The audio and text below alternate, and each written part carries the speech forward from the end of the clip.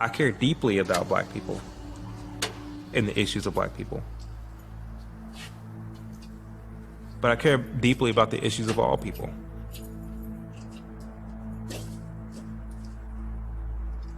I want to look at things objectively. When I look at what policies I believe will help not only black people, but what would help all people, I voice that. And because I stand in opposition, that makes me an Uncle Tom. I used to get very offended and upset whenever people would call me an Uncle Tom. I think I'm in a place now when someone calls me that, like, I kind of pity them because of their ignorance. It just shows that they haven't actually read the book.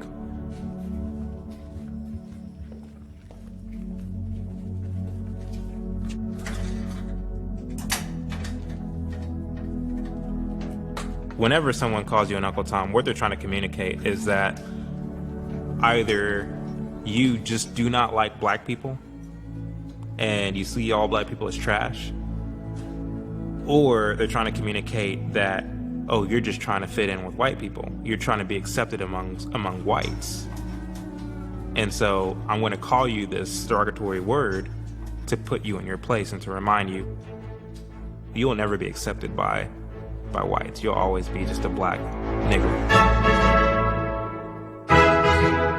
There's people who find my Instagram and comment on it just to call me Uncle Tom, House Negro. I never thought that I would be called, such racist and derogatory terms. Uncle Tom. Uncle Tom. Uncle Tom, coon, bedwench. Bootlicker, chucking and jiving. House Negro. Coon. Uncle Tom and Coon. Matter of fact, I have a Coon Award over there. Coon of the Year Award. They call us the Coons. Coon. For Indians like me, you're an Uncle Patel. Uncle Ruckus. Well, praise be the white God and his son, White Jesus. The guy from Get Out, they put his face on my post. I find that the African-American experience for me has been, for the most part, very good. I think the funniest thing I've ever been called, the most absurd thing, is a black white supremacist. It's like the old Chappelle skit, Clayton Bing. They go, oh, White power! It must be real. People say crazy things. Leftists say the craziest shit to you. Don't try to twist what I say. But that's what you're saying. Your narrative. That is not what I'm saying. That is what you're saying.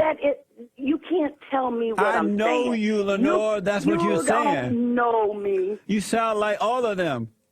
Oh, yeah. Okay, and guess what? You sound like all them Uncle Toms. Now, how about that? I knew it. Lenore, now, it's good to hear from that? you. It's good to hear from you. Go drop dead. All right. Thank you, Lenore. What a sweet lady. And Uncle Tom is somebody who has sold out by embracing the white man, by becoming a Republican, by rejecting the idea that you're a victim, by supporting things like hard work, accountability, and low taxes, by refusing to think of yourself as a black person first as opposed to as an American who is black. Your skin color should dictate how you think and what you say. The only way I can operate as a human being is via my skin color. I can't operate via my intelligence or the things I have accomplished. My resume should be I'm black. And Uncle Tom has traditionally been a black person that tried to serve and scurry favor with white people. So they believe that I want to be accepted in the white community. Kind of like the house Negro back in slavery. That I'm in the house. Master, what can I do for you? And I'm going to suck up to them and leave my people behind. Most black people don't believe that other blacks can be independent, free thinkers, or stand up. You definitely don't. Or stand up for what is right. They believe that if a black person stand up for what is right, they'll sell out their Uncle Tom. The white people have to be brainwashed. As my late grandfathers used to say, who lived to be 94, I does not care. Because he didn't have a lot of education. He said, I does not care. So I don't care if they call me names. You know, just meet me at the bank. And we'll compare bank accounts. I am very optimistic about the future. Frankly, I have seen certain changes in the United States over the last 2 years that surprised me. I've seen levels of compliance with the Civil Rights Bill and changes that have been most surprising. So on the basis of this, I think we may be able to get a Negro president in less than 40 years.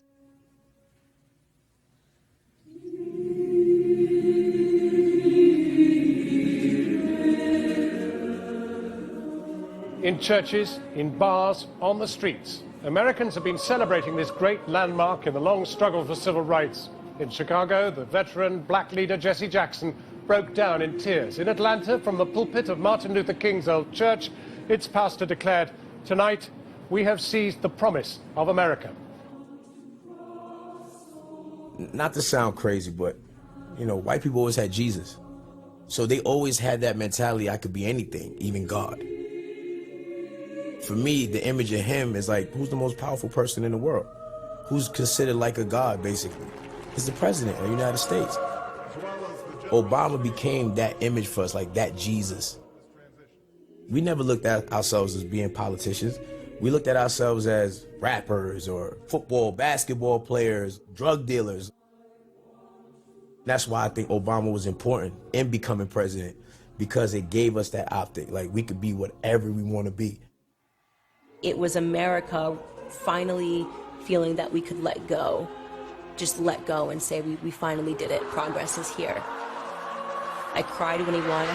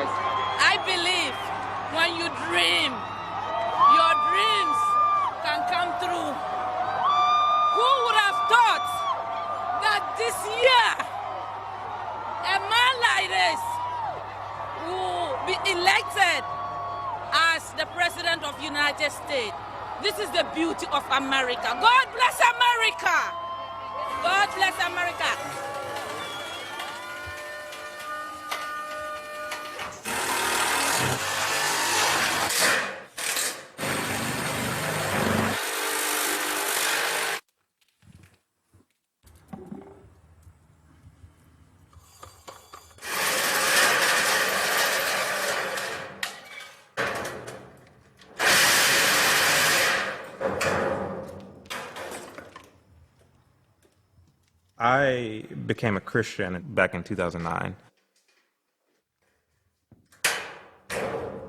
The year prior, I voted for Barack Obama. I was really passionate about Barack Obama and his policies. I was having a conversation with a friend, and I was telling him how, like, I'm a Democrat because, you know, the Democrat policy is pro-Medicaid, pro-government benefits, all these things that can help, you know, poor urban communities. And doesn't the Bible say that we're supposed to look out for poor people? And this friend of mine, who's also a Christian, said, well, was it talking about the government or was it talking about you? And I thought, you know, that's very interesting. And so I went back and read it, and it was talking about me. A lot of the way that I saw things began to change, but I was still a Democrat. This friend of mine challenged me to go and read the Republican platform and read the Democrat platform and see where my values and my views line up. My whole mindset was changing, you know, around this time. And so I took him up on that offer.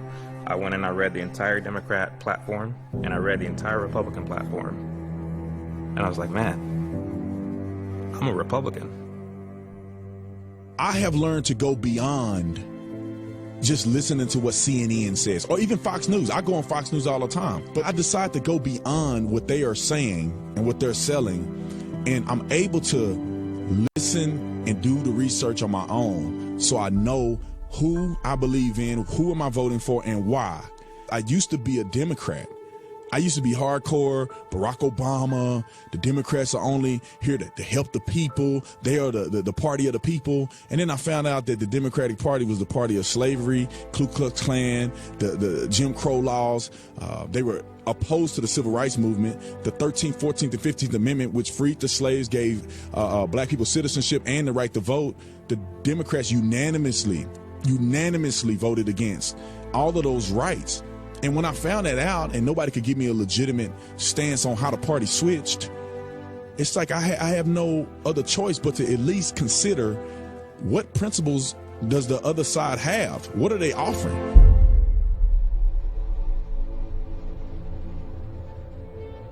When I began to educate myself on the history of the Democratic Party, I learned a lot about Margaret Sanger. The greatest sin in the world is bringing children into the world that have disease. And I learned about the birth of the Ku Klux Klan. And I learned about the Jim Crow South. And I learned about Black Wall Street.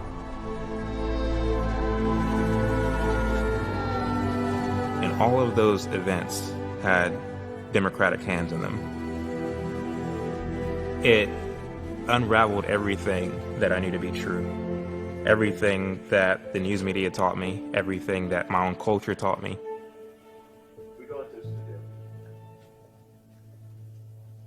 News nugget. George Washington mural should be covered but preserved, according to a San Francisco school board decision. Don't they have better things to do? Do you know what that problem is with that mural? It has a slave in it. That was back then. But they want to cover up history. It had a Native American Indian in it. They don't like that. It's part of history. I focus on three things: performance, performance, performance. The three things that are my guiding lights: belief in God, belief in myself, and my belief in the United States of America. I learned it from that man right there.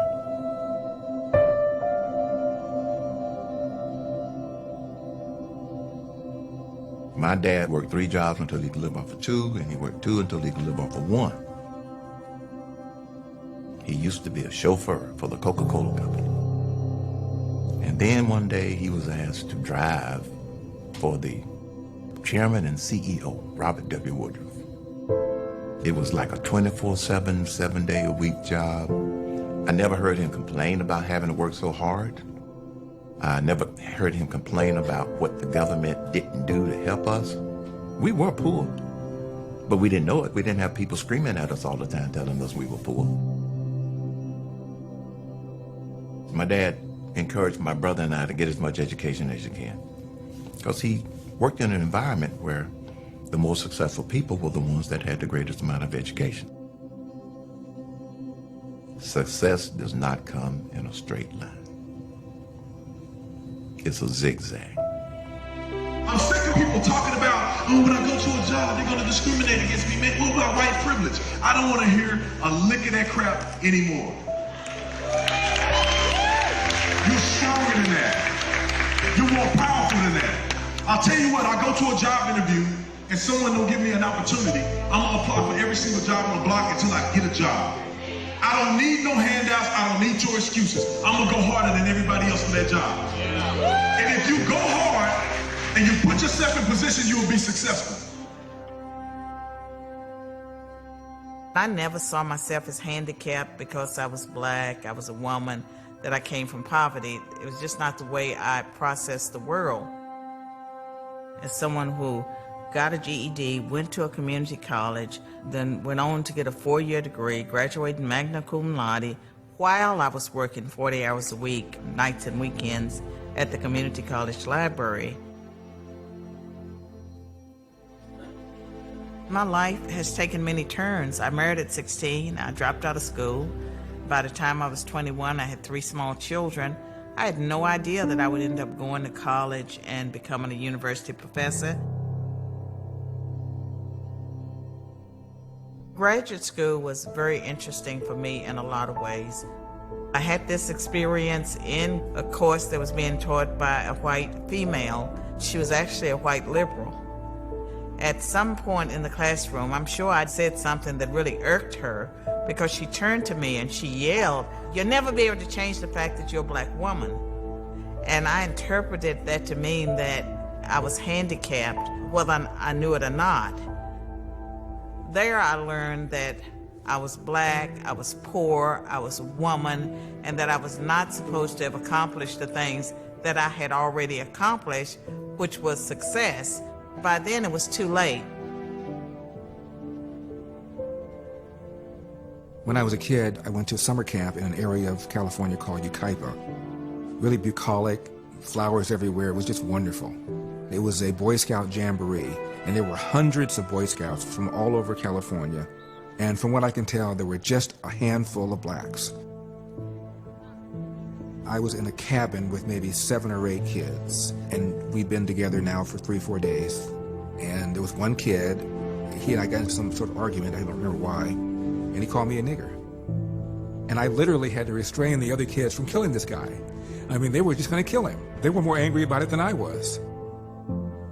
And so I never really felt that those who are bigots, the racists, were in the majority. I never really felt that. I always felt that people who were bigots intuitively were in the minority, and most people didn't feel that way. That seemed to be consistent with my own personal experiences.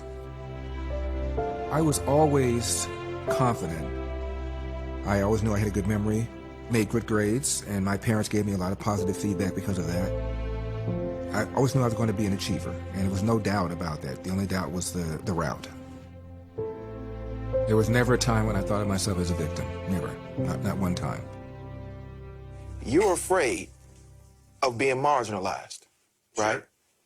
Welcome to what it feels like to be black. Man caught on video unleashing a racist rant. An alleged racist incident. Racial bias. Racist tendencies. Racism. Racism from coast to coast. The open racism. Statements of racism. He was brutally beaten by attackers, yelling racist and homophobic slurs. A racist drifter. Is it racism? Is it sexism? How do we get white people to see racism as their problem too? That was racist. Racist. Go back to Africa, kind of racism. Straight up racist. Racist tweets. Racist tweets. Those tweets are racist, a racial dog whistle. The most successful black Americans today are Nigerian Americans because they're not brainwashed by our media. We've heard all about the big explosive cases of racial injustice in America, but that's not what most black people in America deal with. You deal with what we call microaggressions, or 1,000 cuts of racism every single day. I grew up being told of my disadvantages, that this country is unfair to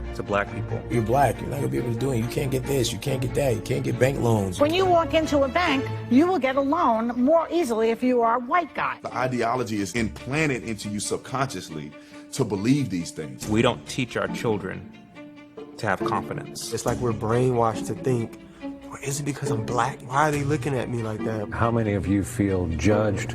How many of you feel feared on sight when people see you? Show of hands. We teach them to be scared of this country, to be scared of the world that they live in. It's like a cancerous plague in the mind of black Americans. You trying to say that this country does not specialize in racism and bigotry? I am saying that racism exists. I am saying exists. that the United States of America but you have the luxury. You have the luxury to be cavalier about it. When you are angry, it's very easy to be deceived. It's very sad to see black people operate in that. There's a lot of members in the black community who they are operating in very negative energy. I call out racism. That is maddening to me, and I'm crying about it because it's crazy. If you keep yourself in this constant state of, woe is me, I'm disadvantaged, I'll never accomplish anything, then you won't accomplish anything. It will be a self-fulfilling prophecy for you. If you determine that you can't be successful or that you're oppressed, then you are oppressed. That's the power of the mind. If you believe that you can't, you won't, and you sure as hell won't try. And black America has been programmed to believe that we can't. The country was founded on racism and bigotry, David. If you turn on a radio morning show, you African American, the cops show up, we don't know if we're gonna make it out alive. I'm sorry. The message is clear. If you broke and white in America, you're wasting your whiteness. And that's what's being fed into the urban community. White supremacy, it's the backbone of political and economic disenfranchisement of black folks. So long as black people continue to have their psyche filled by that nonsense, we won't have an awakening. Trump is a racist. He doesn't want more brown and black people here. It gets brainwashed into you in multiple facets. We tend to be geared towards entertainment. You need to know that a lot of your fans is racist. People have used those entertainment personalities to convince us subconsciously what we should believe. If you like that nigga, you motherfucking racist. Fuck you and fuck Donald Trump. Fuck Donald Trump. Yeah, nigga, fuck Donald Trump. I'm beginning to lose confidence in the Trump administration. Yeah, what do you think of that? I think it's actually a great thing. Jay-Z has always been a drug dealer to the black community. He's very open about the fact that he used to sell crack cocaine when he was living in the projects, and that's how he got ahead. So he was selling something that was harming the black community. Well, he's still doing that. He's still selling something that's harming the black community, and it's flying off the shelves, and that's victimhood. We have to have the conversation. We have to have tough conversation. We have to talk about the N-word, and we have to talk about why white men are so privileged in this country. Colin Kaepernick, same exact hustle, right? This is a half-white man who's chosen to pick his hair out to be an afro, to be black, because right now victimhood is hot.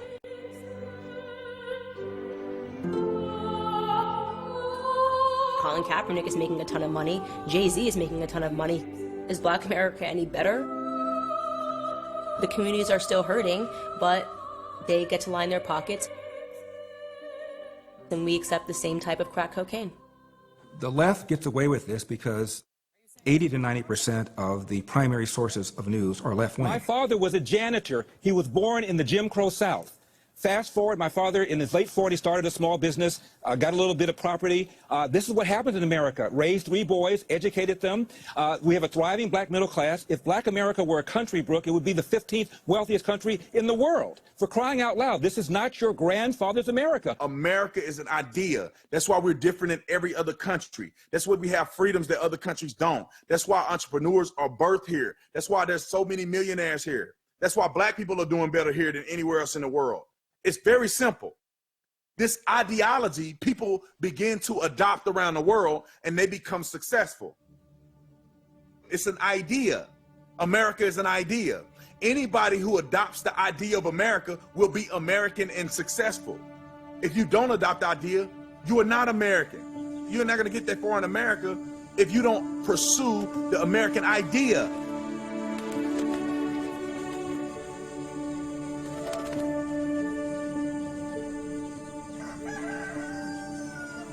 I love that this country values individuals.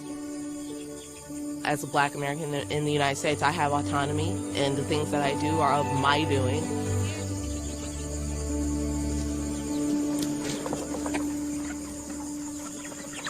A lot of people expect, when you say farmer, they're expecting white tracts of land and tractors and stuff, but we don't have any of that. And I realize when I look back here every day, I'm proud of what we've gotten done so far. Started with chickens, which is the gateway farming to goats, rabbits, horses. These are my goats, Posey and Zelda. One's a Nubian, one's a Kiko. Really badly bred Kiko. This year was the first year that I ever had goats. Individualism, independence, and taking responsibility for your actions and for your food. I think that's a form of promoting small government values. When you do things yourself, you don't need the government to do it for you. I think black Americans should believe and uphold the ideas of constitutional inherent rights. Without those beliefs, we wouldn't be where we are today.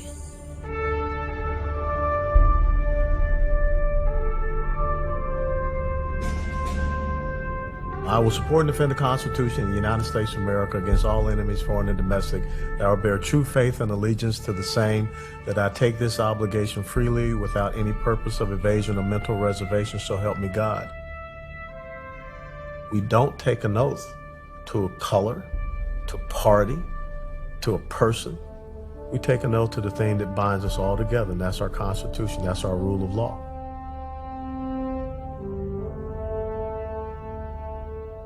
Those of us that understand that oath will always be guardians of the American Republic. If I want to see this nation that I love so dearly continue on in the path of liberty, freedom, and individual rights, then I got to make sure the subsequent generations understand that and they are willing to go out and fight for it and defend it just the same as I did, because I had a dad that inculcated that into me. At the age of 15, when my dad said that there was no greater honor than to wear the uniform of the United States of America, that's a powerful statement. Coming from a man that was born in 1920 down in the South, never heard him say a bad word about the United States of America. He went off to serve and fight for this country, even though this country did not see him as it should have seen him. But he wasn't a victim. The black community really believed that if they could show that they were willing to stand side by side with white Americans and fight for liberties and freedoms, that sooner or later people would understand that we can't have this hypocrisy. Executive Order 9981 that President Harry Truman signed that desegregated our military, he finally realized that if we are true to ourselves about the liberation of other people from the tyranny of Nazism, fascism, and Japanese imperialism, well, we got to be true to that here in our own country, in the United States of America. And that's why Harry Truman's picture hangs in my house. That's why the principles of the founders speak loudly to me. Even though we face the difficulties of today and tomorrow, I still have a dream. It is a dream deeply rooted in the American dream. I think it is an immoral posture to hold the position that individuals, whether they be Negroes or members of other minority groups, should have their basic constitutional and God-given rights held up. Self-governance is what all of those grassroots people were seeking. They understood that the victimizer, i.e. racism and discrimination, may have knocked you down, but it's the victim that has to get up.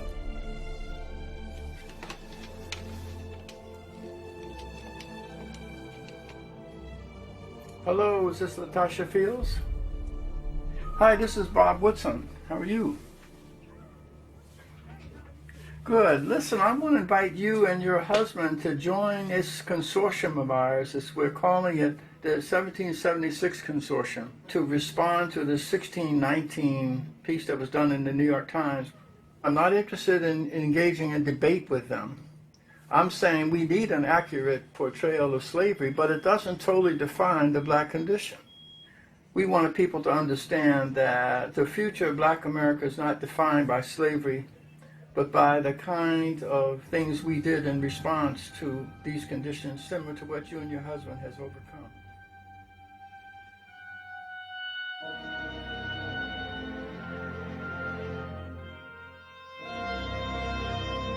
I wish that it would be mandatory reading, not just in the black community, but all across America, to read the autobiography of Booker T. Washington. Here was a man that was born into slavery, and when he learned that he was free, his number one quest, his number one goal was to get an education. He walks from present-day West Virginia to Hampton, Virginia, to Hampton Institute, so that he could show himself qualified to enter that institution and get an education. When he established Tuskegee Normal and Industrial Institute, it wasn't just about the book learning, it was about industrial learning. It was about people being able to take an education and develop themselves into entrepreneurs so that they could have self-reliance.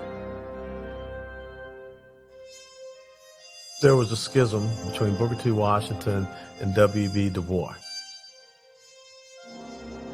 Booker T. Washington believed in the ability of someone to get out there and work within the system, show their value by the talents that they were able to develop, by the businesses they were able to create and open. The W.E.B. Du Bois faction more so believed in that protest-oriented demanding of rights and things of this nature. This is where you get the sellout Uncle Tom and all of these things that they use to demonize Booker T. Washington. But when you think about it, in the long run, who was right? W.B. Du Bois was an avowed socialist who became an avowed communist who renounced his American citizenship. But the institution that Booker T. Washington established is still there today. We need to go back and understand what Booker T. Washington was really, his philosophy, what he was trying to get us to understand. There's nothing wrong with hard work. There's nothing wrong with working your way up from the bottom, much the same as his autobiography says, up from slavery.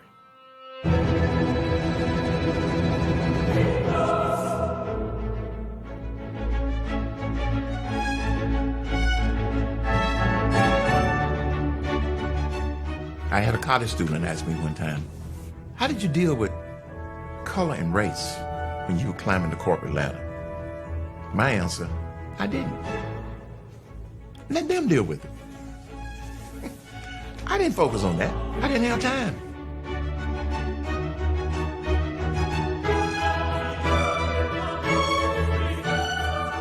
I went to the president of the Pillsbury Company and said, I need to get involved in some other aspects of the corporation because I want to run one of the business units one day. So he said, we need a lot of leadership in Burger King. You have to go and spend 2 weeks at Whopper College. There really is a Whopper College in Miami. I graduated summa cum laude. I was working for the Department of the Navy. The same day that I started, another white gentleman named Robert started working there also. We had very similar jobs. So the first 12 months, I got outstanding performance 4 quarters in a row. Second year, outstanding performance 4 quarters in a row. And Robert got outstanding performance. But Robert was getting his GS salary increase at least 2 months sooner than me. So I went to Wayne, my supervisor, and said, Robert and I are both doing a great job. He said, yeah. So why is he getting little increases quicker than me? He said, he has a master's degree. I said, oh, it's not because he's white? Nope. He has a master's degree. So you know what I did? I didn't get mad. I went and got me a master's degree. There are only 4 rungs to this ladder. Went back, sat down with Wayne. I said, well, I got a master's degree. I said, the next time you have opening for a promotion, I said, keep me in mind. See you around. And not long after that, they had a special project called a rocket-assisted projector. They had to have someone who was going to be the GS-13 supervisory mathematician to do the special ballistics on this rocket-assisted projector. I got the promotion. And I had 8 white people working for me. It was all about performance, not the color of your skin. So since I now had that master's degree and I had proved myself, I got the job. When I decided to leave Dalburn, never forget the department head, and he called me in for an exit interview. And I never forget Russ. I think he's deceased now.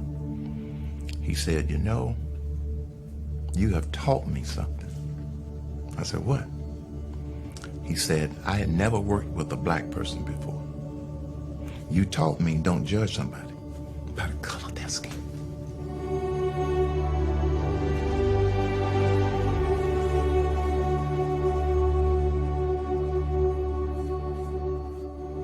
I grew up primarily around black people, primarily in what we call the Afrocentric perspective. That means everything in life was seen from the lens of being black in America.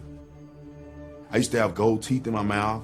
I got Young Savage tattooed across my stomach. I got my hood tattooed on my forearm. So I kind of had this whole hip hop culture, negative, angry mentality. I grew up believing that white people did not like black people, and that no matter what you did in life, the white man is gonna hold you down. My parents didn't teach me that I was a victim, but there were other influences that did. Whether we're talking about uncles and aunts in the hip-hop industry, the media, it painted a picture of the black man in America as being in a constant state of distress, a constant state of disadvantage. And I have relatives of mine who bought into that message. And I even bought into that message before I was born again. The only people I knew who existed in my life and who I could pick to be role models were athletes and rappers. So many of you guys have watched my political awakening. I've been pretty much in front of everybody on the stage when I've had this reckoning. But there's one person who totally transformed the way that I thought. It was a video that I saw on YouTube, and it was Larry Elder. Oh my God, they always call me the sunken place demon. I think it's so funny. Larry Elder is my mentor. I can call him anytime about any topic because there are still spots of ignorance that I have. I'm having to contend with the fact that all I have is the media narrative of things, and he lived through it, he saw it, and he'll tell me exactly what to look up and research. Larry Elder was at the forefront of being a thought leader in terms of questioning prevalent narratives of the black community, especially with regards to individual accountability. If you have parents who care about education, there are books around and you're immersed in it, you're going to have a better situation than somebody else with the same IQ whose parents don't have that kind of motivation, who don't immerse you in education. Environment absolutely has a role. He provided a huge part of my awakening, one video of him with Dave Rubin, and I went, oh my goodness, I've been so ignorant. You wouldn't not acknowledge that there are some systemic issues. Give me an example. Tell me what you think the most systemic racist issue is. What is it? Well, I would say that because black people in most cases, in many cases, were descendants of slaves, that racism as an institution, that it just, a certain amount of it just exists. 2015? Give me the most blatant racist example you can come up with right now. I think you could probably find evidence that, in general, cops are more willing to shoot if the perpetrator is black than white. What's your basis for saying that?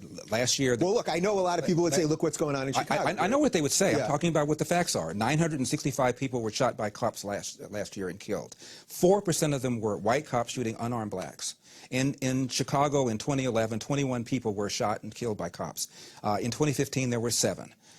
In Chicago, which is a third black, a third white, and a third Hispanic, 70% of the homicides are black on black. About 40 per month, almost 500 per year last year in Chicago, and 75% of them are unsolved. Where is the Black Lives Matter on that? The idea that a racist white cop shooting unarmed black people is a peril to black people is BS. It's complete and total. A white guy could say all this stuff, all he wants. It's facts or it's not. But Larry Elder did something different. What this lie does, it causes young black men to be confrontational with cops instead of cooperating, and it causes the cops to pull back for fear that they'd be called racist. I saw a black man that reminded me of myself and other people I grew up with. And I said, he's black. He came from a similar background. How did he come to these conclusions? It's incompatible to have porous borders and a welfare state. So I think it's just common sense to say, if you come here, you ought not be a charge on taxpayers. Why is that so controversial? In order to be persuaded or to like someone's work, you don't have to share a race with them. However, we're talking about a very important fundamental shift, like a breaking of the frame. What's the purpose of an SAT? The purpose of the SAT is to make sure the student can do the freaking work that's required of him or her once they get admitted to that given university. So if you give them adjust the score because of their disadvantaged nature, that does not give them the ability to compete at the school and succeed. So all you're going to do is create more dropouts than we already have because of race-based preferences. You're talking about breaking a very major narrative, shattering a glass ceiling. A lot of young black people are discovering me and consider me to be something of a mentor the way I considered Thomas Sowell and Walter Williams. Black people have never taken a position that you described. So it is not a question of what black people chose to do. It's what you choose to put in the mouths of black people. It's what you choose to project. We didn't learn about these guys. I didn't know who Thomas Sowell was until 4 years ago. The engineer is judged by the end product, which is not simply ideas. If he builds a building that collapses, it doesn't matter how brilliant his idea was, he's ruined. Conversely, if an intellectual who's brilliant has an idea for rearranging society, and that ends in disaster, he pays no price at all. To hear Thomas Sowell destroy all of this so-called data that the so-called enlightened among us were using to try to get their way and to try to shape policy. You would also have to agree that, generally speaking, women are paid less, for example, for the same jobs as men. No, I would not. I would not agree with that. If you're talking about women with the same number of years of experience, with the same continuous service, etc., then when I look at that, I don't find that disparity. I find, for example, in many cases, the women are making more, depending on how you break the data down. The difference with women is between married women and everybody else. If his message would have somehow penetrated through all of the nonsense and all of the manufactured preconceived notion that I bought into and settled itself in my mind, he would have been a huge influence for me. Why wouldn't they teach us about Thomas Sowell in school? I know LeBron James. I know you guys are excited to see her. I didn't know you guys were excited to see me too, but thank you. I know all of these rappers. I don't know Thomas Sowell. I don't know about Walter Williams. I've always been a radical. I've always challenged the status quo. If there's one person that you think Black America would be celebrating. I supported things like minimum wage laws because I thought it was a good idea until I ran into some professors and say, well, look, Walter, let's look at the effects of the minimum wage law as opposed to looking at the intention. They gave me material to read and then I changed my mind. But it's like having a very successful family that you never knew you had until your grandfather dies and y'all meet at the funeral. While I was hanging out with my cousins smoking weed, we got people in our family that have gone to Harvard. We have people in our family that own businesses, highly successful. Why have you hidden this from me?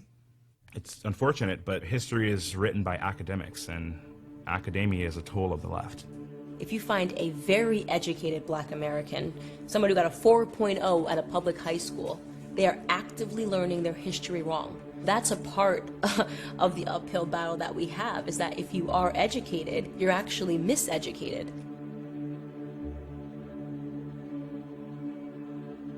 When I was growing up, my mom was a Democrat, remained a Democrat her entire life. My dad was a Republican, remained a Republican his entire life. By the way, most blacks were Republican until the New Deal. My dad was born in 1915, and my dad, like most people his age, was a Republican. He never changed. My mom became a Democrat in large part because of Franklin Roosevelt. To 30 millions of our citizens who will reap direct benefits through unemployment compensation. Most blacks were Republican to the extent that they could vote before the New Deal, and then when the New Deal came, a number of blacks switched over to the New Deal. That switch has continued. Only a few months before his tragic death, President Kennedy called upon the American Congress to pass the most far-reaching civil rights bill in the nation's history. Protect the constitutional rights of all citizens. The shift came with the presidential election between Richard Nixon and John F. Kennedy. Martin Luther King Jr. had been in prison, and both sides asked their respective presidential candidate to give a courtesy call to Coretta Scott King and offer their condolences and their support and what have you. The rumor got out that John F. Kennedy did.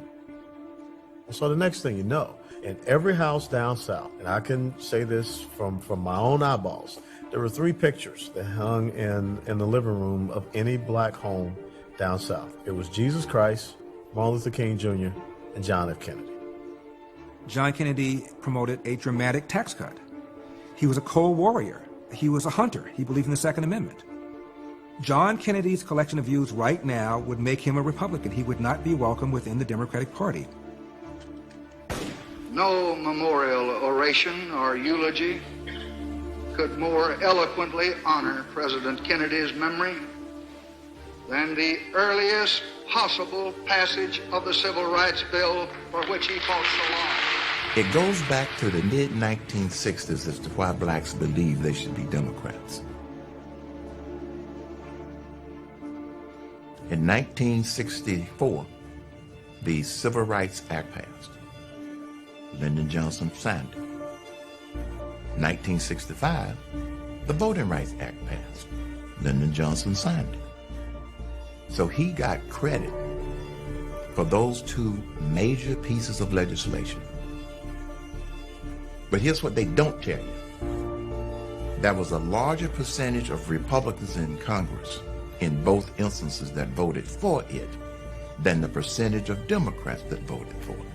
Who enabled the civil rights legislation of '64 to pass were Senate Republicans, led by Everett Dirksen. Everett Dirksen got an award from the NAACP for helping to shepherd the act into fruition. Most blacks are unaware of that. I didn't study that kind of stuff when I was in history.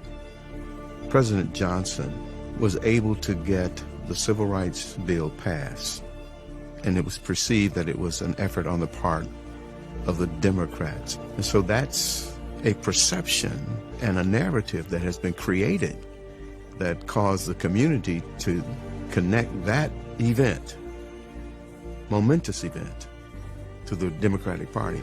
And they have been using that idea to effectively create a perception that the best friend to the black community is the Democratic Party, which is far from the truth. Black people have been taught that the Democratic Party wears the white hat when it comes to civil rights and racial justice, and Republicans have been described as wearing the black hat. If resistance to the federal court order ceases at once, the further presence of federal troops will be unnecessary, and the city of Little Rock will return to its normal habits of peace and order, and a blot upon the fair name and high honor of our nation in the world will be removed. Dwight Eisenhower was responsible for bringing the civil rights issues to the forefront. I have a dream. One day, it was a movement that was challenging America to embrace its ideas. Those ideas that were found in the Declaration of Independence, that all men are created equal. To hold our society, America, to the principles that were found in the Constitution, and those constitutional principles that protect our liberties and protect our individual rights. It's what that civil rights movement was all about. There must be a revolution of values in our country, because some of the values that presently exist are certainly out of line with the values and the idealistic structure that brought our nation into being. Unfortunately, we haven't been true to these ideals. It was signed under the hope that that piece of legislation would open up opportunities for the blacks to have equal access, to have first-class citizenship, have better economic opportunities. That was the dream that Dr. Martin Luther King talked about. Al Gore's father, Al Gore Sr., worked with other Democrats to mount what was at the time the longest filibuster in the history of the Senate to prevent the bill from ever getting onto the floor for a vote. Al Gore's dad, by the way, died a Democrat. He didn't make a big switch to join the racist Republicans. Whenever I began to read the Republican Party platform, I didn't find one thing in there that I felt as a black man targeted me. I began to wonder, well, if I can't find anything in their platform, maybe I can find something in the Republican Party's past that gives me an example of how they targeted me as a black man. And I started with Abraham Lincoln, who was a Republican. You know, you can argue, well, he signed the Emancipation Proclamation as a war strategy. And you can argue that.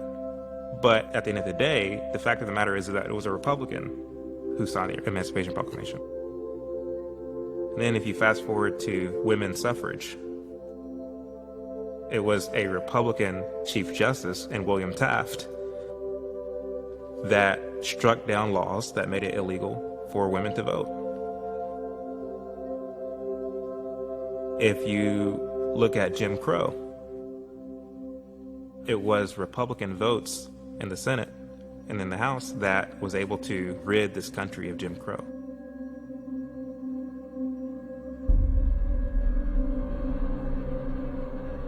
When we look at the history of entities like the KKK, it was specifically intended to suppress the African Americans and keep them from voting for Republicans specifically. That was always what the KKK was founded to do. A lot of black people were voting for Democrats because they were being forced to.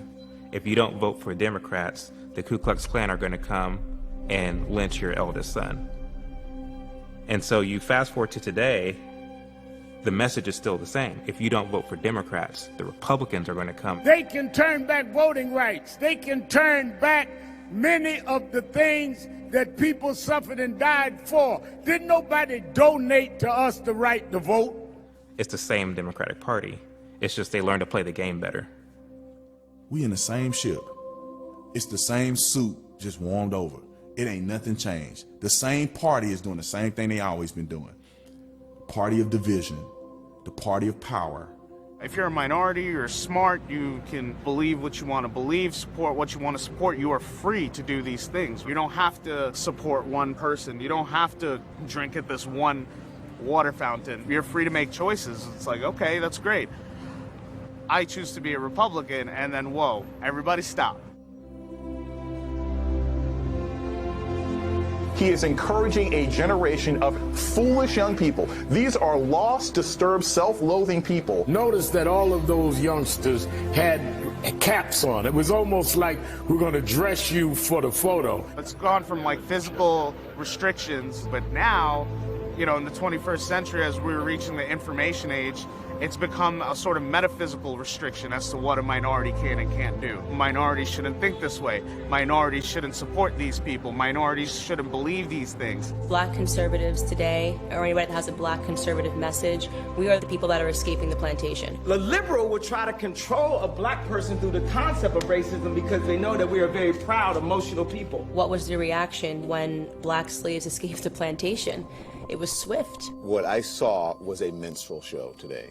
Him in front of all of these white people, embarrassing himself. When minorities don't support the agenda of the Democrats or the left, all of a sudden the restrictions they put on years ago in a physical realm, or they're now doing in a metaphysical realm. But are we 100% convinced, like, are we back on the Kanye is not sick and off his meds? He really has a problem pumping the brake here mentally and emotionally. Maybe he was missing his medication. It all makes clear that he has struggled and admitted diagnoses for personal mental health issues. Anybody who threatens the 95% monolithic black vote is an enemy.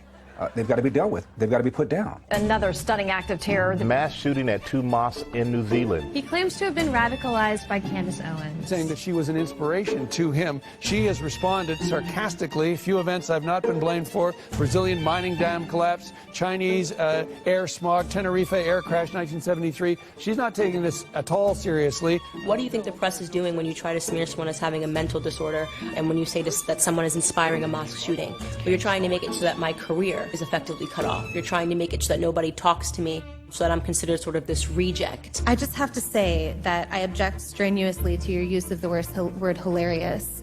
To me, this feels a lot like your reaction to being named in one of these manifestos. Now, you're of course not responsible for the words of somebody writing that document, but I do think that laughing at it is a real problem because these are real families that are impacted by this violence. I'm a black female who came from poverty. I should be at the top of the progressive stack. I should be receiving awards. They should be calling me, inviting me on the red carpet to share my story, but they're not. Why? Because I'm not saying what they want me to say. You would rather assign meaning to a homicidal maniac than to actually address the things that I said today that are actually harming black America. Number one, father absence. Number two, the education system and the illiteracy rate. Illegal immigration ranks high, abortion ranks high, white supremacy and white nationalism, if I had to make a list again of 100 things, would not be on it. This hearing, in my opinion, is a farce, and it is ironic that you're sitting here and you're having 3 Caucasian people testify and tell you what their expertise are. Do I know what my expertise are? Black in America. I've been black in America my whole life, all 30 years, and I can tell you that you guys have done the exact same thing every 4 years ahead of an election cycle, and it needs to stop. I think probably the most hated political person in America is a black conservative. And that's because we refute the entire philosophy of the Democratic Party.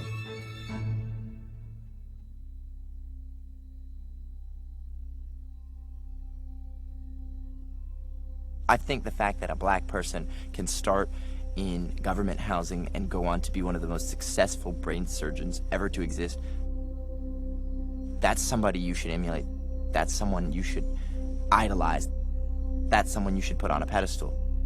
Came from nothing, became a neurosurgeon, one of the greatest men in the world. Some of the things he's done, nobody's ever done in the world. He was the first person to perform surgery on conjoined twins at the brain. No one wanted to do that, and he did that as a black man. I don't think of myself as a surgeon. Just a guy people pay to stab their brain until they're healthy.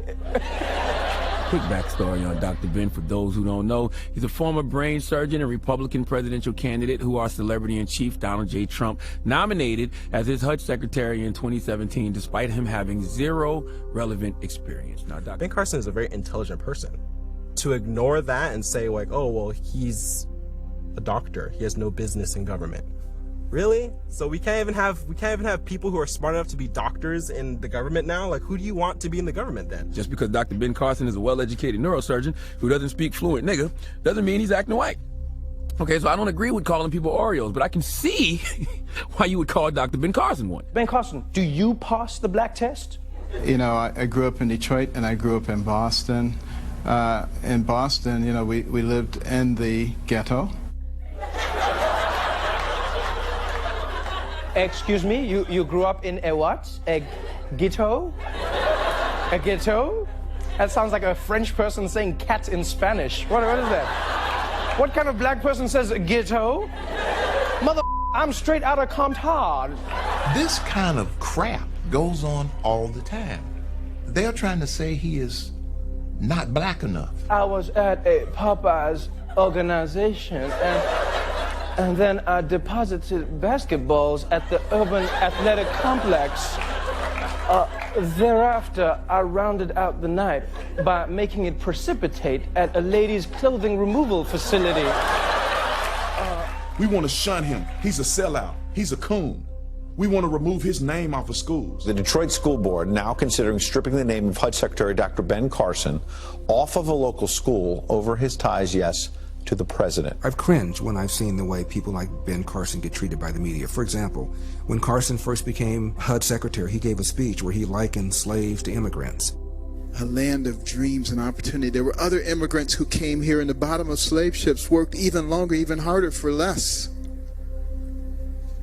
But they too had a dream. And he got fried, especially in the black media. Like, we actually came here on our own accord. Right. I bought a trip shackled, I bought a beat, shot, killed, on our way here to find a better life. How does he miss that no slave came to this country willingly? This is one of the most atrocious acts of historical revisionism that one might imagine. It wasn't always easy for new immigrants. Certainly it wasn't easy for those of African heritage who had not come here voluntarily, and yet in their own way were immigrants themselves. Obama said the very same thing at least 11 times. Nobody said anything.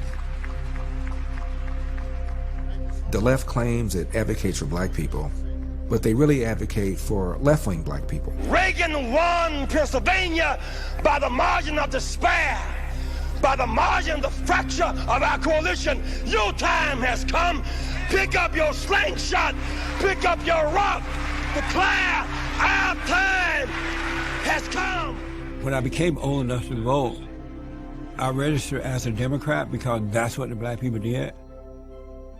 I suffered for it because I started to believe what the Democratic Party was saying. I believed it to their lie. Louis Farrakhan would come out here to LA and he would give talks at the Forum, and he talked about how bad the old blue-eyed devil was. We and white people are mortal enemies. They were not made to be our friends. They were made to be our enemies, and they are that, and they can't be nothing but that. They are locked into that. There ain't no redemption for them. That is why I challenge you now to stand together. I would listen to Jesse Jackson raise your fists together and engage in our national black litany. I would listen to them and they were saying it's all white people's fault. And so I started to believe because no one else was opposing what they were saying. And for the first time in my life, I started to resent white people. I suffered for it. I finally got over it, but I suffered for it. When I turned 30-something, I started asking questions like, if the white man is holding me back because I'm black, why is it that they're not holding Jesse Jackson, his family back, the so-called NAACP and all them? Their kids went to the best schools, they have fathers and mothers in their homes, and they were doing very well. And so I wonder, why is it that they're not holding those people back if they're holding me back because I'm black, right? And that's when I realized I've been lied to. And everything started to change then. Jesse Jackson is a racist demagogue, and he's built a career on keeping black people down, keeping them angry, brainwashing them to control them for his own personal gain. And they have lost that power now. Speak your mind, Robert. I grew up in Alabama on a plantation, and I grew up under the Jim Crow laws. They have deliberately kept us down by causing us to become angry, destroying the family, and demoralizing black people. And so what we're trying to do is to wake them up to that reality. When I was growing up, I was just taught good and evil, right versus wrong. I had never even heard the word racism. We knew that it was a spiritual battle between right and wrong, good and evil. There was no such thing as racism, sexism, homophobism, Islamophobism, or deadbeat dadism, or white supremacism. It didn't exist. That only came about when we allowed the Democrats to take over. They started making up words to deceive us. We've got to deal with homophobia in all communities, including the black community. A lot of the black civil rights leaders have abandoned the moral high ground and have perverted the civil rights movement to the point where it's become a part of a race grievance industry. We're on the brink of undoing what Dr. King and others went to jail for. Blacks have been convinced that they're supposed to respect you if you have the title reverend or pastor, even if you're no good. You probably can't even remember a sermon from Al Sharpton. Reverend Al Sharpton. He's a reverend of what? In politics, the road to the White House took a detour through Harlem today. It is like a rite of passage for Democratic candidates as an outreach to the African-American community. Well, today, South Bend, Indiana Mayor Pete Buttigieg had lunch at Sylvia's with Reverend Al Sharpton. Barack Obama dined here in 2008. So did Bernie Sanders in 2016. I could tell the Negroes to go left and they'll go left. How much are you willing to pay me to get the Negroes to do what I want them to do? They're the ones that receive the contributions to say, hey, let's keep these people subjugated. Let's keep them voting for us. And you do what is necessary and help us to squelch these voices that are rising up in opposition to what we believe. They're leading the narratives that others want them to lead.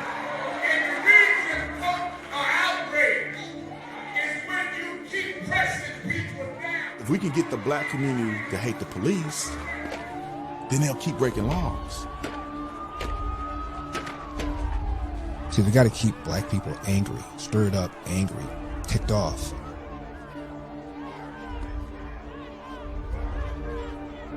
How else do you get 95% of people to pull the lever for a party whose views are absolutely inconsistent with the best interests of the country in general and the best interests of black people in particular? We still advocate nonviolence with passive resistance and still determined to use the weapon of love. We are still insisting emphatically that violence is self-defeating, that he who lives by the sword will perish by the sword. Martin Luther King was a pastor. He was a genuine pastor. That's why Martin Luther King can't be around. He can't live. He's too powerful. That anger building up in a community which causes people to riot and to tear things down and to burn things up. It goes to show that black people don't feel these days like we're building anything, that we're contributing to anything. When it comes to America, black people help build this country. When you look back at the history of black people here in America, once we were free from slavery, we were successful in ways and we overcame things, and we did things far beyond our predecessors could have imagined, simply because we had that almost instinctively in us. As blacks emerged from slavery, a minute percentage could read or write, and yet in half a century, over half the black population was literate. An economic historian has called that one of the most remarkable things in history. So in the late 1800s, we had actually, in not very well documented, boon of African-American proliferation into the political space, into the entrepreneurial space. And we had real movers and shakers in our communities who were doing real things. Because at one time, blacks were Republicans, and you dominated those 7 years after the Civil War. You were Republicans. You had more blacks in the House and Senate than you do now, and you dominated your own economic and communities. You did that as Republicans. But then what happened was that Democrats realized they could still control us by enacting new laws to suppress our civil liberties. That brings us to the rise of Jim Crow. The Jim Crow era and Ruby Bridges going to school, that happened in the 1950s and 1960s, that general era. But we had Hiram Rhodes rebels and many other African Americans rise to positions of power in the political space in the late 1800s. So there's this gap of missing achievement that we have, and that is what the KKK, that is what the Jim Crow laws did to our community.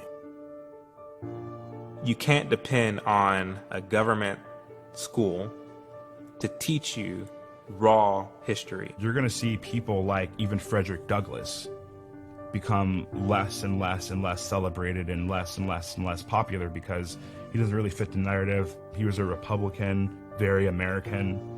When they want to teach you somebody that was great in Black American history and they happen to be Republican, they don't tell you that element. And they also, and this is sort of one of the biggest myths that they tell you, that the party's completely switched. They have to say the party switched. They have to.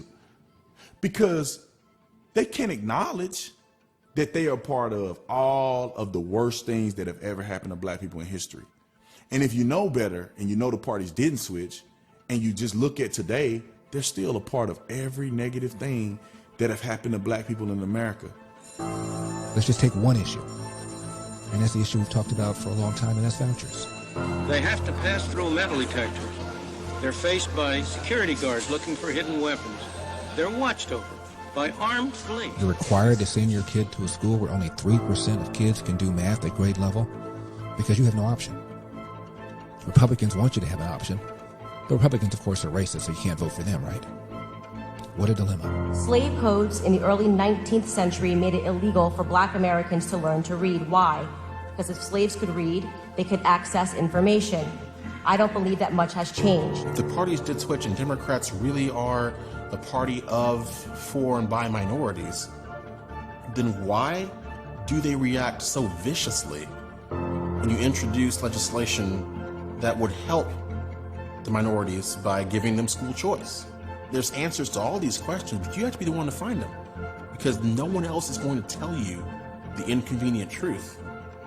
The welfare state is slavery 2.0. The biggest falsehood, the biggest lie that gets repeated is that the kind of disorganization and chaos and violence and self-destruction that we're witnessing in the Black community is somehow a legacy of slavery and Jim Crow.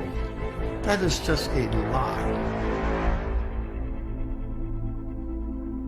Because if that were so, between 1930 and 1940, during the years of the Depression, when segregation and racism was enshrined in laws, when there was no Black representation in government, even in the face of these horrible conditions, the Black community had the highest marriage rate of any group in society.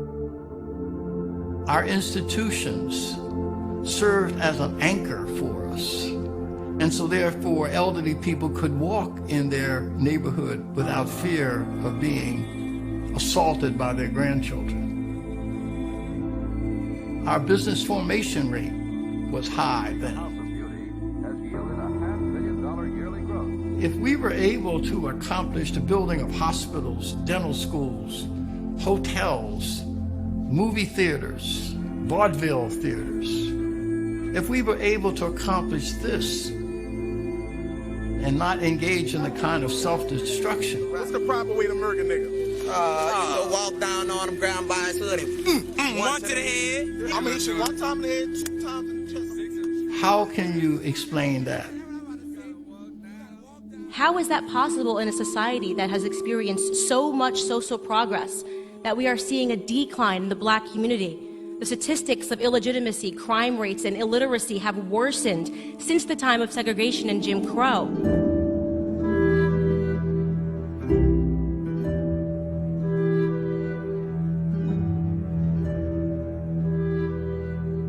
Before the War on Poverty launched, 87% of blacks lived below the federally defined level of poverty in 1940.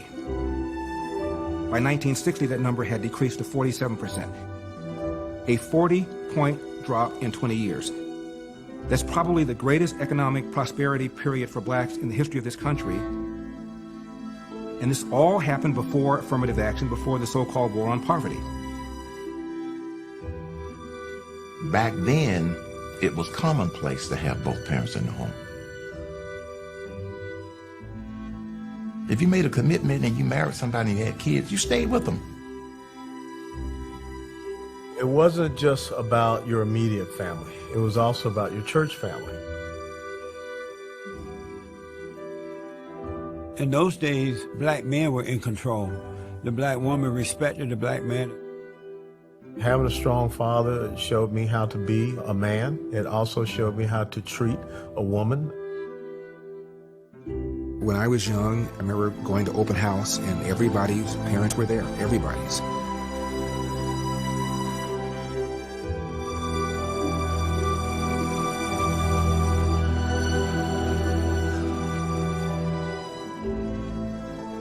Up until 1962-63, 85% of all black families had a man and a woman raising children. But that all changed in the 60s. You estimate that the welfare is pays, I guess, $7 billion a year in benefits. How much would you say is denied by these illegal practices? The architect of this destruction was Cloward and Piven. American public welfare system is only expending half of what it should be expending if it were reaching all of the people who are eligible under existing statutes. So we think welfare costs should probably double. A couple renowned sociologists at the Columbia University School of Social Work. And their theory was, if we could separate work from income, it would make men redundant.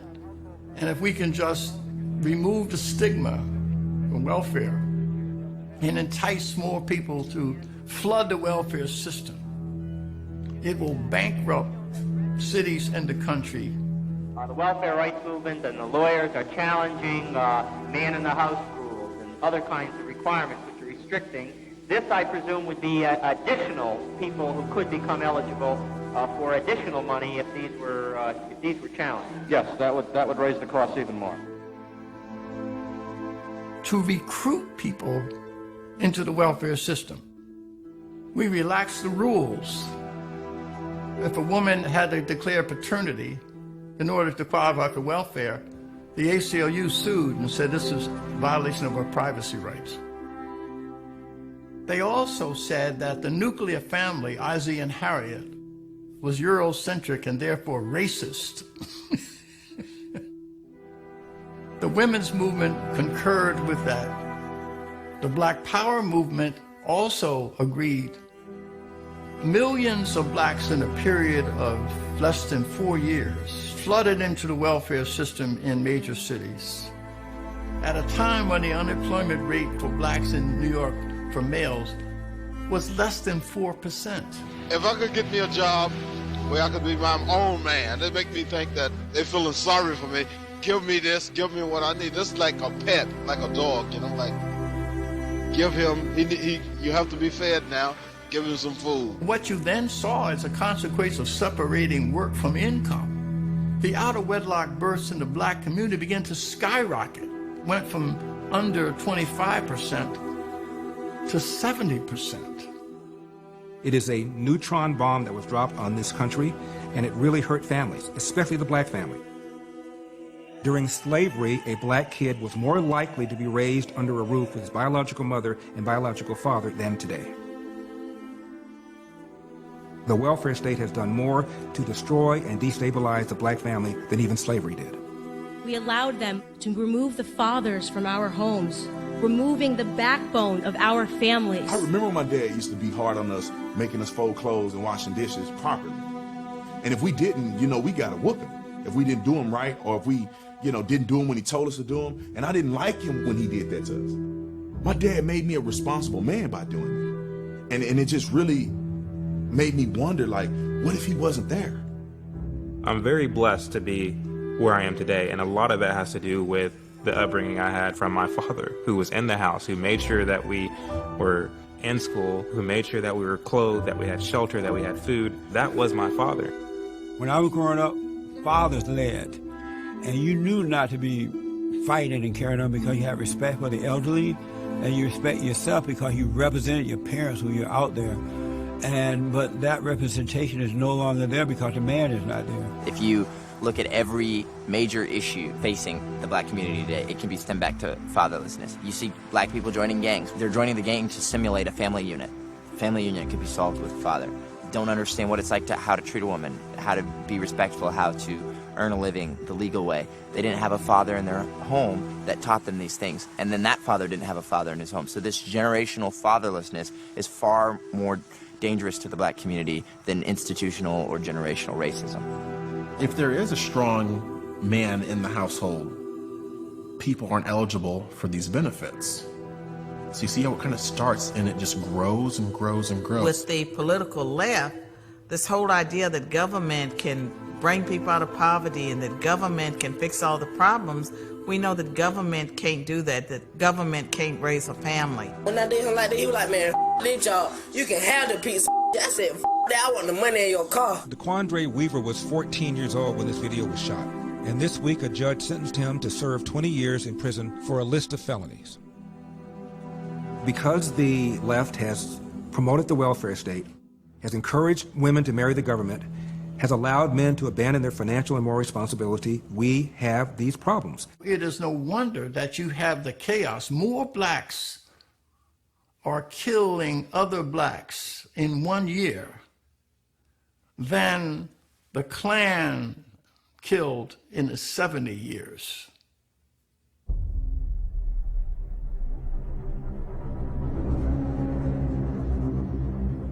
We are on autopilot in the destruction of our own communities. Black on black crime is something that our media tells us that we're not allowed to talk about. Over 93% of black homicide victims are killed by other black people. We are not supposed to be outraged, and we're not told to remember the names of those victims. Because if we begin to focus on that area, something that is causing real harm and devastation to our communities, we might uncover the truth. Our inner cities are all by Democrat design. Like Chicago, like Baltimore, and like Detroit, they have been run by Democrats for decades. We have been made to believe that the conditions in our cities are normal. We're supposed to turn a blind eye to the corruption, to the crime, to the gangs, and instead focus on what our media deems of more importance. We are instead told that we should be focusing on white people. We're supposed to be reactive and angry and fearful about white supremacy, when in fact, it is liberal supremacy that is harming our communities. In the inner cities, who's killing who? Back in slavery, they used to rip the families apart, take the father out of the home. Now we removing ourselves from the home. These are things that I believe have gotten us to the point where we are on autopilot for the liberal movement. You begin to ask yourself, why is it that more black women are getting abortions than any other ethnic group? And you begin to look at maps of where these Planned Parenthood clinics are situated.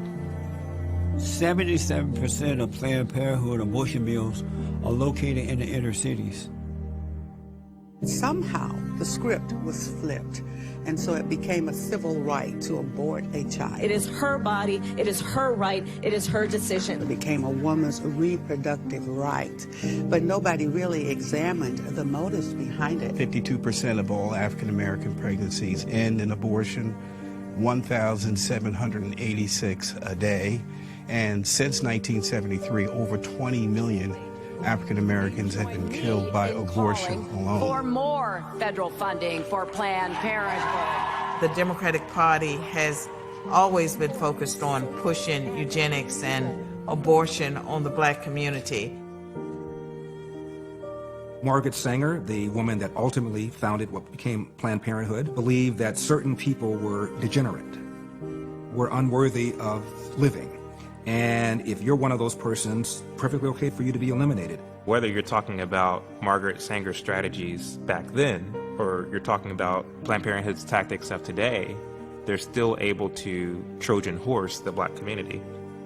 That is, to deliver this message of we're for women's health, we're for the black community. More than half of Planned Parenthood centers are located in areas without ready access to health care. Here you have the left wing embracing Planned Parenthood, embracing the pro-choice movement, completely oblivious to the fact that Margaret Sanger was not particularly fond of poor black people who, in her view, could not make it on their own. I think the greatest sin in the world is bringing children into the world that have disease from their parents, that have no chance in the world to be a human being, practically. Delinquents, prisoners, all sorts of things just marked when they're born. That, to me, is the greatest sin. I see black people argue that if a woman is poor, she shouldn't have a child. If that were the case, a lot of black people that I know who have done great things in life would never have been born, and I would have been one of them. The billboard's idea that abortion is genocide has made a comeback in some parts of the black community. Our population growth has stagnated. Fueling this is the growing number of Latinos who have fewer abortions. 60% of all new births in this country are Latino, and you have Democrats that are advocating for open borders. Ethnic minority than black Americans. Right now, the Democrat Party relies upon our vote, but they don't have to forever. Buenas noches, gracias de invitarnos. Gusto en verlo, caballero. Me llamo Julián Castro y estoy postulando por presidente de la representación. Black people in general are starting to get the sense that we are being traded for illegal immigrants. The caravan lurched forward, carrying babies, suitcases, and hope. They're importing a whole new victim class. It's going to do exactly to the illegals what they did to black America in the 60s. Get them addicted to government, get them addicted to handouts, and turn them into a permanent class of victim voters.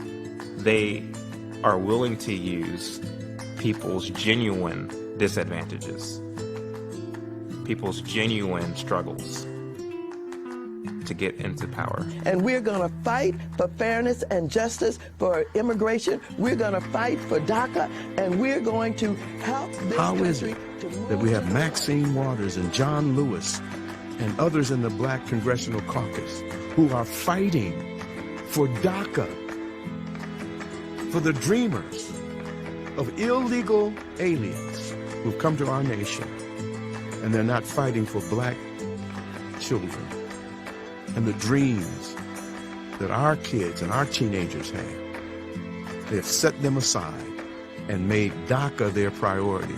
I submit to you, they are in pursuit of an agenda.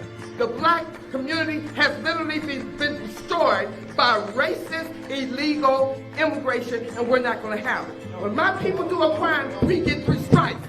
Your people do a crime, they get amnesty, they get benefits, and they're Blacks not are protesting the fact that for the last 50 years, they're living in cities that are the most dangerous, disinvested places, and they've been run by liberal black Democrats. But they've got no alternative to express that discontent. The black community is low-hanging fruit for the Republican Party. And the fact that they're not making a more concerted effort to message to our community aggressively is a huge mistake. First, they have to be serious about whether or not they want minorities in the party. And if they are, then they need to totally rethink how they're going about it.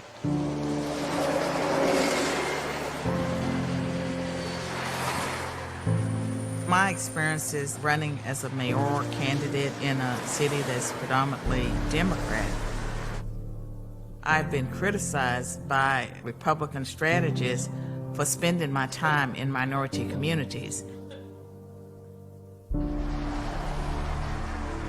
I placed my campaign office in a historically black community. I did that by choice. I have not found the kind of support that I expected from Republicans.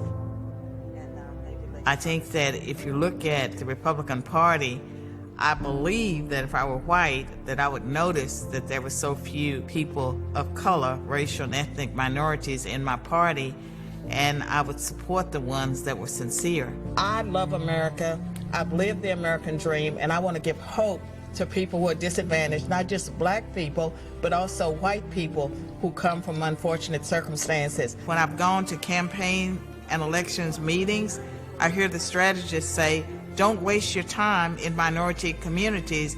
You need to hunt where the ducks are. For years, the Democratic Party has assumed they were going to get 90-95% of the black vote, as did the Republican Party. So they didn't even try. Republicans have convinced themselves that blacks are unalterably Democrats. There's nothing we can do about it. Let's husband our money and our energy and just spend it where we think we can get votes. The Republican Party ignores us because they believe a narrative that has been pushed out into the public square that the black community is a monolith. And so we're being ignored on both sides. The major conservative in the race, Carol Swain, was the last to concede tonight. We're not making the kind of investments in our minority allies. That's the fault of the Republican Party, is that they have just completely said, we can't connect with them, and they gave up. We have more in common with the Republican Party by far than anything Democrat, regardless of where your position is socioeconomically. Because the Democrats, they're not giving jobs. They don't care about jobs. So they don't want you to succeed. They don't want you to own anything. That's why they keep spoon-feeding you and putting you in projects, and then keep giving you little, so now you're dependent. Being unapologetically capitalist is sort of the way to move forward. I want to be rich. I don't want to be poor. You want to be wealthy and successful. Well, we're the party that promotes values and policies that will make you wealthy and successful. Conservatives are really bad at marketing good ideas. They're horrible. The Republicans have been their own worst messengers. The problem with conservatives, and what we don't do good enough, is that we don't infiltrate ourselves into the culture. For too long, we've let the left run culture. Saturday Night Live, right? We're gonna make fun and people can understand humor. You're not going to be able to sell your ideas and your theories and your thoughts to the people if you're doing things in the same way that you have done them for the last 20, 30 years. Ladies and gentlemen, I am officially running for President of the United States, and we are going to make our country great again. Donald Trump is the first Republican that is unafraid.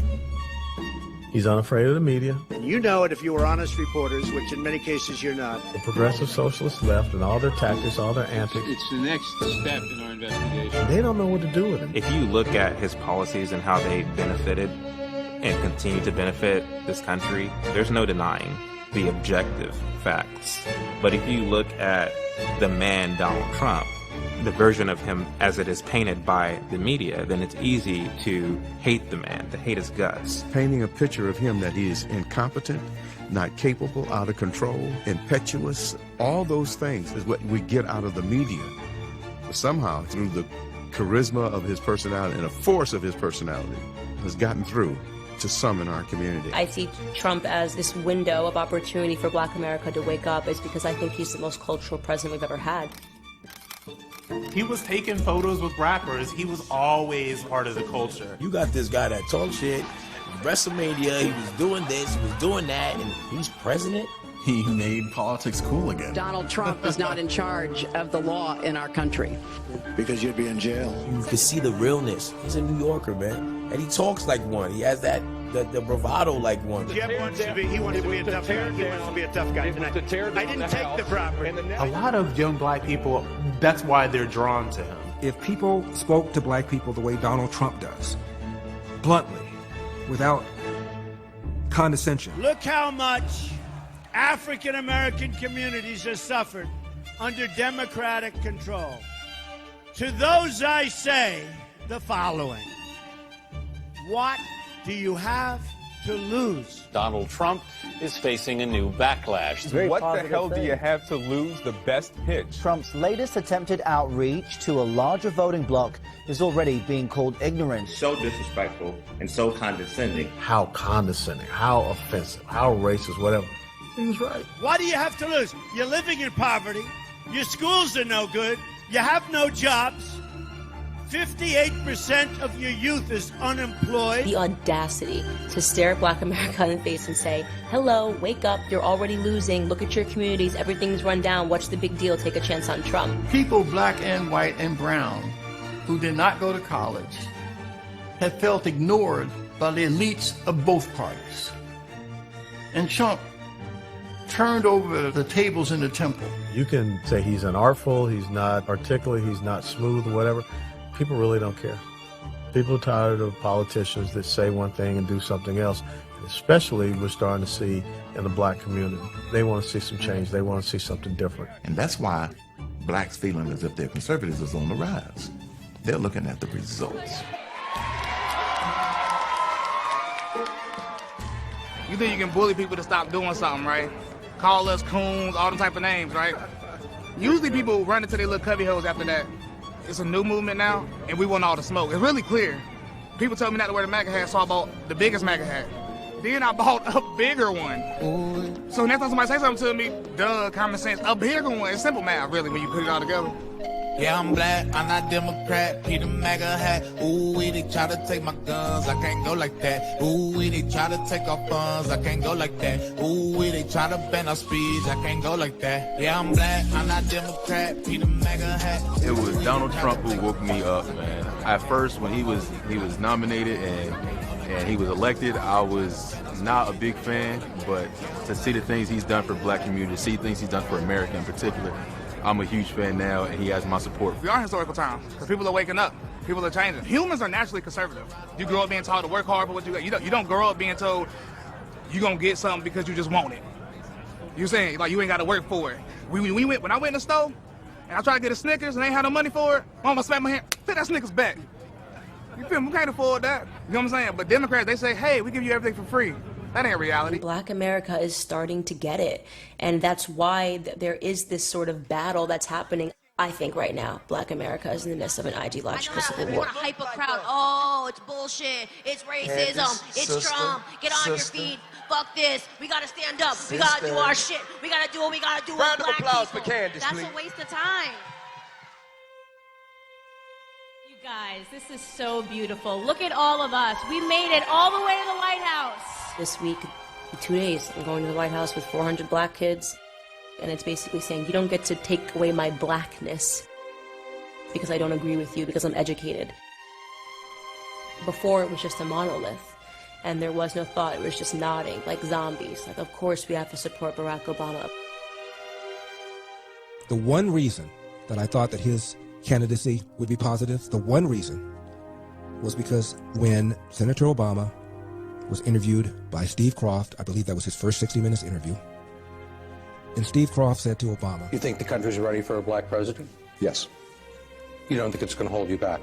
No. I think if I don't win this race, it will be because of other factors. It's going to be because I have not shown to the American people a vision for where the country needs to go that they can embrace. I said to myself, hallelujah, at least this is not your basic black victocrat.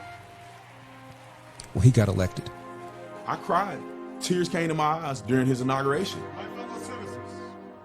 A black man being a president, like, this is finally, we have proven to the world and everybody else in the country that this is not a racist country. And I think that's what America really felt, that we had turned the corner. I could follow in the same steps now, finally, that there was no barrier that was preventing me as a Black American from doing anything. Many people had high expectations that he was going to take us in a direction that was going to improve things. Obama, before he became president, gave a speech at a black church in Atlanta. And he said, the Moses generation, referring to the generation of Martin Luther King, has gotten us 90% of the way there, which I thought was pretty reasonable.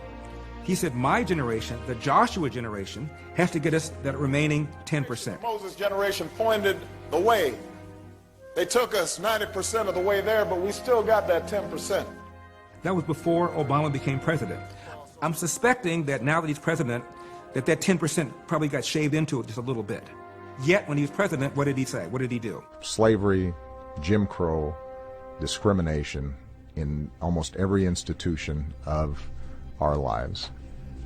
You know, that casts a long shadow, and that's still part of our DNA. That's passed on. We're not cured of it. Racism. We are not cured of it. Obama got a higher percentage of the white vote than John Kerry did. And here he is talking about racism is in our DNA. If I had a son, he would look like Trayvon. The Cambridge police acted stupidly. What he really did was add to the level of racial tension that we have in America today. He went out of his way to capitalize on this sort of like wokeness. There are very few African-American men in this country who haven't had the experience of being followed when they were shopping in a department store. That includes me. He had Al Sharpton in his White House over 70 times. And every time you criticize President Obama based upon policy, you were called what? A racist. He played the race card, Obama did. This is a guy who knew better and could have, in my opinion, done a great deal to advance race relations in this country. We didn't turn any corner. And so now we are just at a point where we're at each other's throats. You called me a nigger. You called me. Yes, you did. He made things worse for America in terms of race, and there's not a single person that can say they remember America feeling like this. Constitution house nigga. I didn't call you a nigger. Oh, okay. That's a big difference. Your Uncle Tom. Oh, is that my Uncle Tom? Before Obama wasn't all this racist talk at all. I don't remember it. I don't remember at any point before Barack Obama ever feeling this much racial strife in this country. Obama was the most divisive president of our time. In the African American community, I will consider it a personal insult, an insult to my legacy, if this community lets down its guard and fails to activate itself. I believe Obama is one of the most articulate presidents that we've had, charismatic presidents we've had. When you look at his educational background, he's probably one of the most intelligent. He knows better. I harbor a lot of resentment towards Barack Obama because now I see what he was. But I wouldn't take that moment back for a lot of reasons. And one of those reasons is that it did mean a lot. Now it's something that I point to show people. If America is a racist country, how did Barack Obama get into office for 2 terms? In barely half a century, you can go from a young African-American girl being escorted into the school by the National Guard to having the first person of color occupy the Oval Office. That's why all those people were in tears when Obama was elected president. Look at what we are. Look at how this is America. If there is anyone out there who still doubts that America is a place where all things are possible, who still wonders if the dream of our founders is alive in our time, who still questions the power of our democracy, tonight is your answer.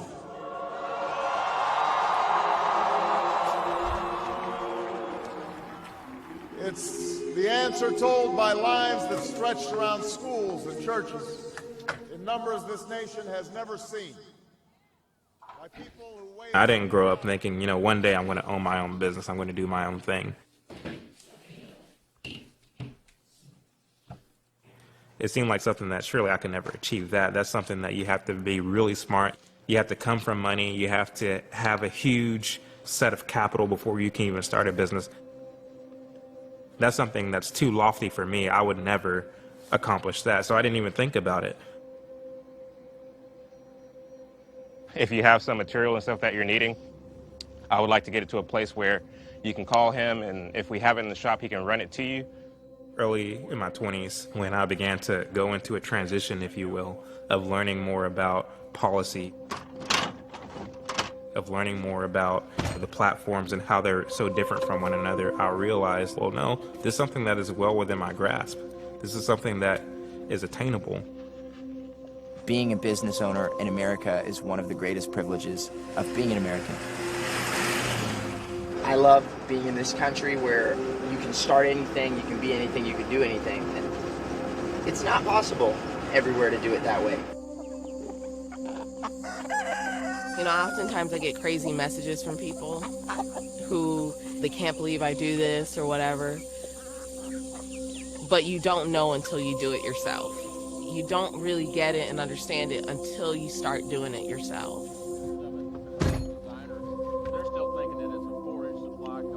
In my heart of hearts, I do desire that people will kind of have the same kind of revelations that I've had, because to me, what it means to be a conservative is to realize that a lot of the dignity that you have is within yourself. Conservatism is the political philosophy that is pro-business, that is pro-growth, that is pro-minority, way more than any kind of liberal idea or policy can ever be. I want for people to understand that. I want for people to realize that. These are the sinks that you fixed last time. It starts with the individual. What you do in making yourself a better person will matriculate down to everybody else in the community, all the generations to come after you. The power is in your hands. Don't rely on wait for everybody else to do something. You have the power to change you. You have authority to change you. I will not pretend to be a victim in this country. I know that that makes many people on the left uncomfortable. I know people might not like me because they're from an era where race hustling is a business. But I say to people, I'm not here to be your friend.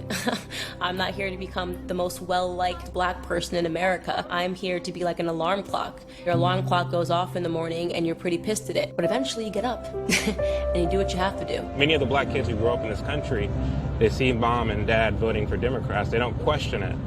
They just go and do it. But many of them have so much potential and so much worth that they can really do anything they wanted with their lives. So much creativity and so much vision. What's sad is that many of them are being lied to, and they're being put in situations where these limits are being put on them by themselves, by their family, by their schools, by the government, to where their minds are ever dependent on Democrat politicians, on Democrat policies. When in reality, you're bigger than a program, you're better than a program. You're capable of providing for yourself so much more than any government program can provide for you. My fear is that with black people in America, many of us haven't came to that realization, and I want for us to, because we can do so much better as a community when we come to that realization.